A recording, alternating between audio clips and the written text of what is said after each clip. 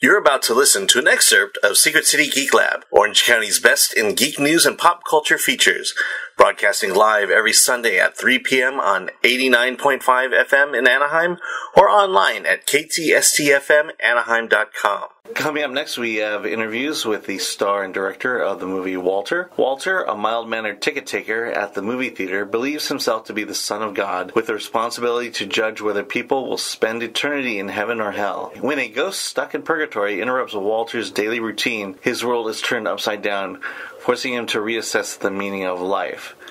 Let's play a trailer to Walter. So, what kind of crazy are you? You have to promise not to get angry. Why would I get angry? Because you're going to hell. Tell me something I don't know. Heaven or hell? People don't find out where they're headed until they die. But I know where everyone's going. Because I'm the one who makes the decision. Heaven, hell. Lobby looks good. The lobby floor is highest on my list of pre-matinee duties, so I always make sure to spend a little extra. That's Kendall. Definitely heaven. If only I could figure out how to talk to her. Hi. Bill, just make the judgment. Yes or no, up or down, heaven or hell. But I can't. You judge everyone. Everyone living. She's beautiful. Go away, talk to her, and I will. I don't think you have the balls. I got plenty of balls. What's going on? Maybe if there's some free time after all the matinees start, I can buy you some junior mints or something, but you wouldn't have to eat them with me. They'd be a gift. Maybe after the matinee start, I can buy you some junior mints or something. It's my professional opinion, you're beyond fixing. Walter can't get the girl of his dreams, really. What chance does true love have in this world? Hey, tell me to just shut up if I'm crying or anything, but the past couple days you've seemed a little off.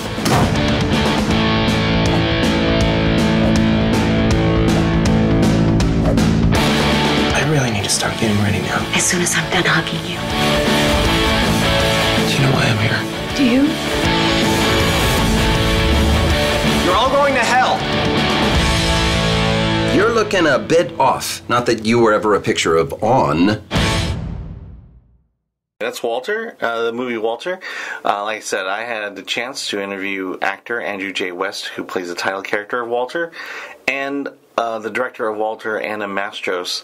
The first question that we posed was just to more or less jumpstart the discussion about Walter being kind of a quirky character who always seems out of element. And here's that interview. Yeah, oh my God, it was so fun to play. It's also terrifying to play, too, because you're right, this guy is always out of his element. He's never comfortable, And that was something that I thought a lot about going into it, and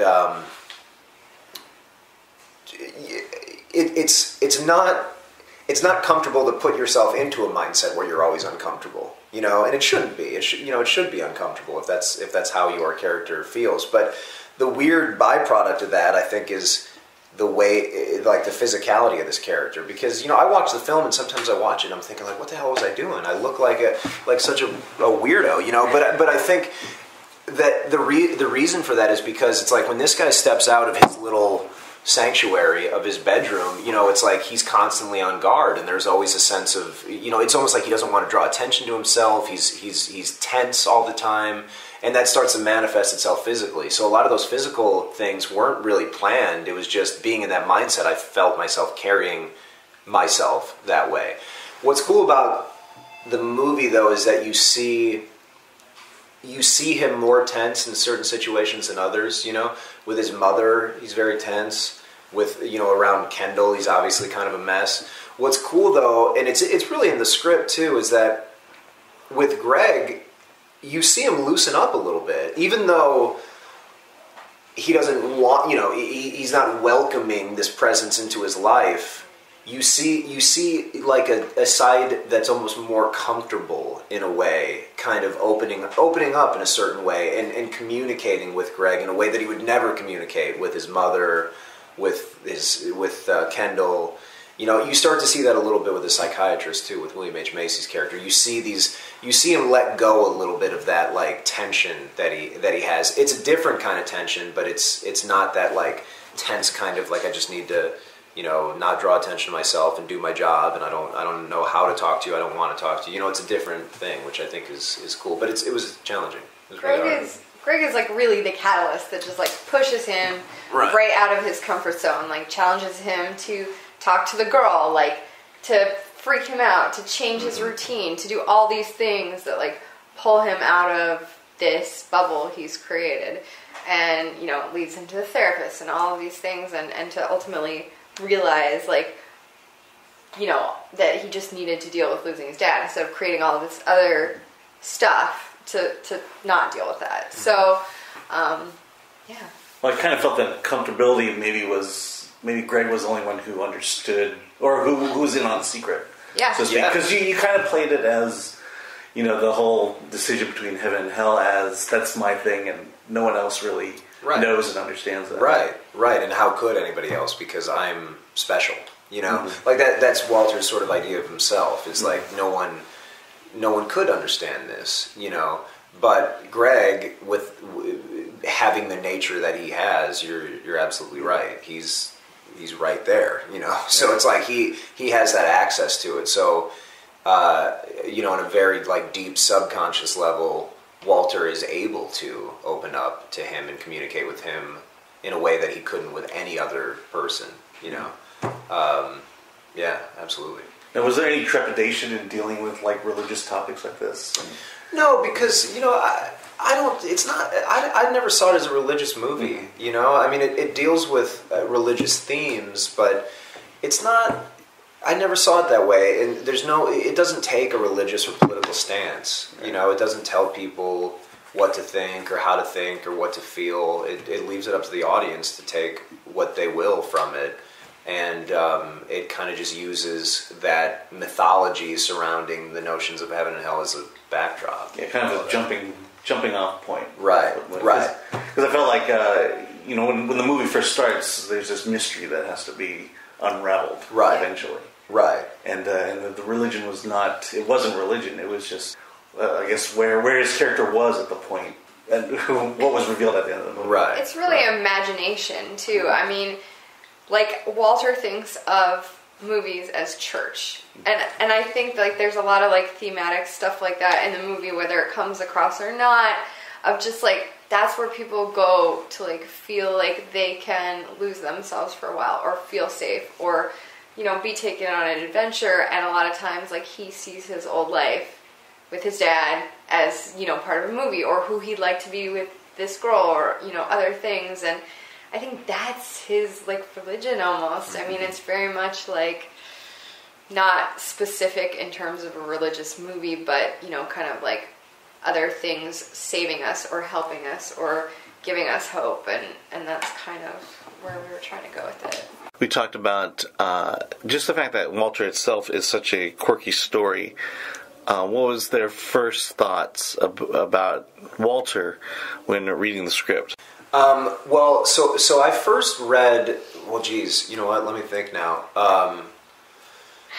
The short film was based on a short story. That was the first piece of material that started this whole thing. And I might have read the short story before I even read the short film. I don't know. But either way, it was either the short film or the short story. And the first thing I thought was, this is a really compelling character, first off. But I was struck by how well the 3-act narrative was structured, you don't see a lot of scripts like that. A lot of scripts are structurally kind of a mess these days. It's like, and sometimes you can get away with it if you have a really brilliant, team that's gonna turn it into an experience that is special. But the cool thing about this script was that there was a very specific journey that had a beginning, middle, and end, and it had a bunch of twists and turns that were surprising to me, and it ended with a really strong catharsis. It's basic stuff. It's like traditional storytelling stuff. But again, like I read scripts all the time for auditions and for these things, and you don't see it all the time. You really don't. So even in the short film, even had that too. So I remember thinking, this is a good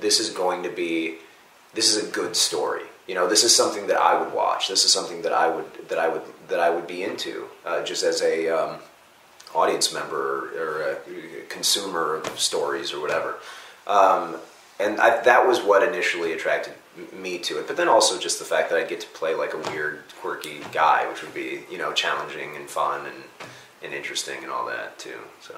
The movie was shot in Indianapolis, or actually, I should say, the movie takes place in Indianapolis. And what was it? Why was that choice being made? And how did the execution of shooting in Indianapolis come off? Yeah, we really wanted Indianapolis and Speedway, especially, to be a character in the movie. You know, like this is his world.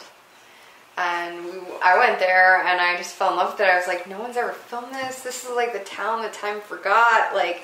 It's so pretty, and it's like just kind of not changed way, and it felt very cinematic to me, and I was like, we have to come shoot here. But of course we couldn't, because they have no tax incentive and there's no crew there.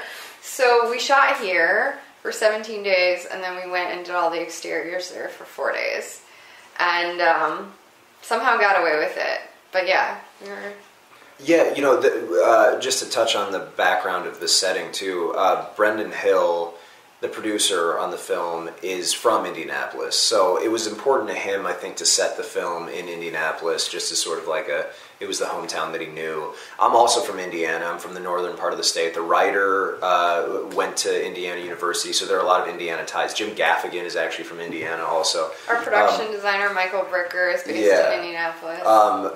So that, coupled with what Anna was saying about it being a really cool-looking city that you don't see on film a lot, too, just made it the perfect location, I think, you know, for the film. And we were lucky enough to have a few days to shoot exteriors there. So, but I mean, we were budget challenged. Like 10 days in the film, we were not budgeted to go to Indiana. So it was like a constant every day, like, no, we're going, no, we're going, no, we're going. And somehow we found a way to go. It was like not easy. But I would not give it. It's such an important part of the movie, like the way it looks and the fact that it just doesn't feel like here. It feels like Walter's world, you know, and very Midwest and different. And we used a lot of pieces of the city and kind of weave this route and path for him. Now, it's always amazing to be able to shoot where you want to shoot, but you know, there's an excitement that comes to seeing a project that you worked on for a long time come together. But you know, making it's the fun part. It's the finding the money and all the stuff that you're just like, oh. No, but making it's awesome. Yeah, it's weird too because you don't. It is so wonderful to have a finished film that you're proud of, and that is definitely a celebratory moment. But just getting, and I'm sure you feel this way too, but just getting that first production day locked in where you can look at a schedule and say like, wow, we are actually going to have cameras rolling on this thing on such and such date. That's a huge day. That's a big celebration because it's like, you know, it takes so many years, like you said, to get funding, to get things going. Just to even get to the point where you can make something like this is a huge accomplishment for the producers and for Anna and for the people, you know, who make that happen. And yeah, it's not easy. Yeah. So how did you get to Indiana if it looked like it was may not have happened? We ended up finding like an extra bit of money, you know, a couple days in after people started to see our dailies. They decided to give us the money we needed to finish the film. I think a lot of times when you're starting a film like this, like you don't, you know, the film doesn't fit. I'm a first-time director. The film doesn't fit into any sort of genre. It's not the safe movie to horror movie to put money into or whatever. It's just an original idea. I think that people are scared it doesn't fit in a box financially for them. So it was just this cobbling together of money constantly for like a year until we could be able to do it. And then once people started to see like the work we were putting out every day, and we shot the cinema first here in an open cinema because we couldn't afford to shut it down, they decided to give us like the extra little bit of money we needed to go to Indiana to shoot. Yeah, and we did have to downsize a pretty good deal in terms of crew and all that. Oh, there's like 10 of us. Yeah, and we only brought Steve, I think, the DP? We brought a camera assistant, a DP, a wardrobe person, 2 actors, and otherwise sound and, you know, the rest of the crew, which was pretty skeletal at that point. Came from Alabama, maybe? Yeah, it just came from the next state that had a tax incentive, that had crew. Yeah. very few crew. Yeah, it felt a little guerrilla out there, but it was awesome. I mean, it worked out. We got great stuff. And the thing about independent films is a lot of times you can get an amazing cast who'll do work that they perceive as being good and want to put in that time just for the sake of getting a piece of work out in the public and getting it made. You know, a lot of times, a lot of these films can't be made without big names, and so we talked about casting this low-budget movie with big stars. No. And sometimes meeting them like a year before we might have started shooting when we had no money. That was really what we were talking about doing. Is like we would send someone a script. If they were interested, we would meet and we would talk about the character in the movie for a long time. And based on that conversation, every person we met with was in.